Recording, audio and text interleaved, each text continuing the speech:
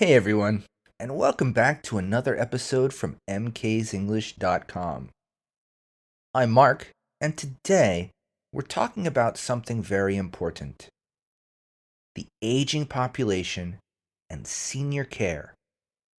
This is not only a big issue in Japan, but also in many countries around the world. All over the world, people are living longer thanks to better healthcare, healthier lifestyles, and modern technology. This is great news. Of course, who doesn't want to live longer? But living longer also brings new challenges. When more people live into their 80s and 90s, society needs to find ways to care for them. At the same time, in many countries, the number of young people is shrinking. This combination, more elderly people and fewer young people, is called a demographic shift, and it creates pressures on families, governments, and economics. Let's go over a few keywords that will help you understand this topic better. Life expectancy, the average number of years people live. Welfare system, the government programs that support people, like pensions or healthcare. Burden, something heavy or difficult to deal with. For example, the financial burden of medical care. Sustainable, something that can continue for a long time without causing problems.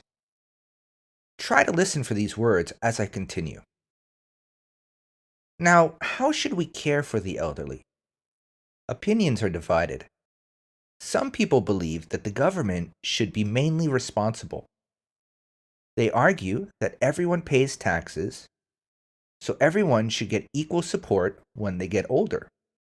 Governments could build more nursing facilities, better pensions, and invest in healthcare. On the other hand, others say that families should carry most of the responsibility. They believe it's natural for children to care for their parents. They also worry that relying too much on the government is not sustainable. In other words, it might not work in the long run because of the costs. Both sides make good points, which is why this is such a difficult issue. Who do you think should be mainly responsible for supporting elderly people? The government, families, or both? What will life be like in your country 30 years from now if the population continues to age? And lastly, would you want to live in a nursing facility when you are older, or would you prefer to live with your family? These are the kinds of questions that often appear in the EIKEN Pre-1 speaking and writing tests. So practicing them now will help you later. So to summarize, people are living longer, which is positive, but also creates challenges. A shrinking younger population means fewer workers to support the elderly. And there's an ongoing debate about whether governments or families should be mainly responsible. This is a global issue, and it will continue to affect economies, healthcare systems, and family life in the future. If you found today's episode useful, and you're preparing for the EIKEN Pre-1 exam, I'd love to help you practice more deeply.